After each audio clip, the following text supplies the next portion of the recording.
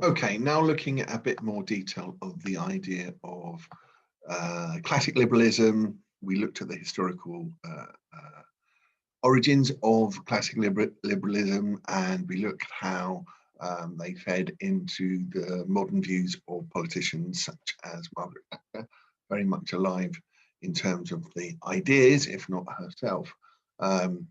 Now, what they're specifically saying is that the welfare state, the state, like the old kings and queens, interferes too much, should not interfere at all in the business of running the economy, and that this takes away individual freedoms.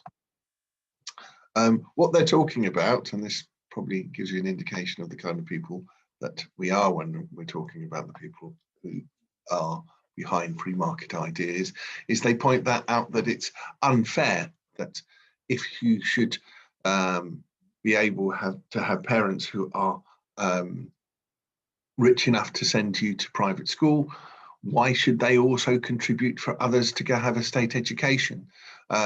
If you have private medical insurance, why should you also contribute to the NHS? And so on and so forth. This, in terms of any type of tax on the rich that they then don't get the benefit from, you could argue is an impingement on their freedoms and their liberties in terms of paying taxation to an creating the idea of the overmighty state and the idea going back in time. So this is, looking to have the market not interfere in this sense. It also looks at and complains that government is inefficient. Ronald Reagan famously once said, the government isn't the answer to our problems, the government is our problems. Meaning that inefficiency at the governmental level, and I think we have all experienced bureaucracy, whether they be on a national or local level, where there are, as this diagram suggests, far too many managers and not enough employees. There is an inbuilt inefficiency, according to this viewpoint, that is government as peculiarly and particularly unable to implement efficiently and redistribute wealth in this way.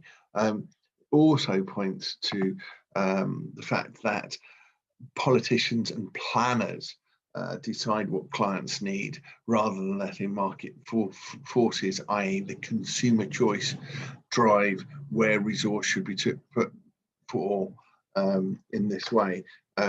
It also points to the fact that, as I'm afraid I'm picking on South West Roads Maintenance, who are examples of a government organisation or government funded organisation where there seems to be a lot of people doing not a lot of work.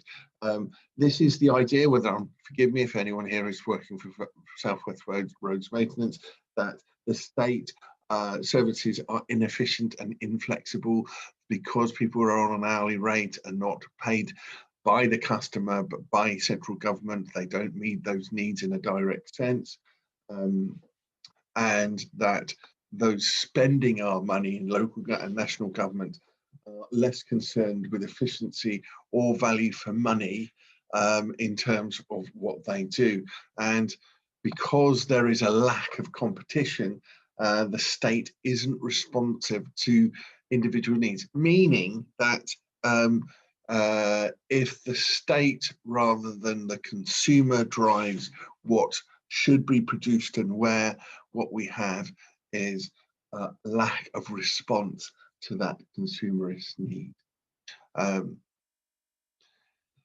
Welfare state itself is responsible for causing poverty.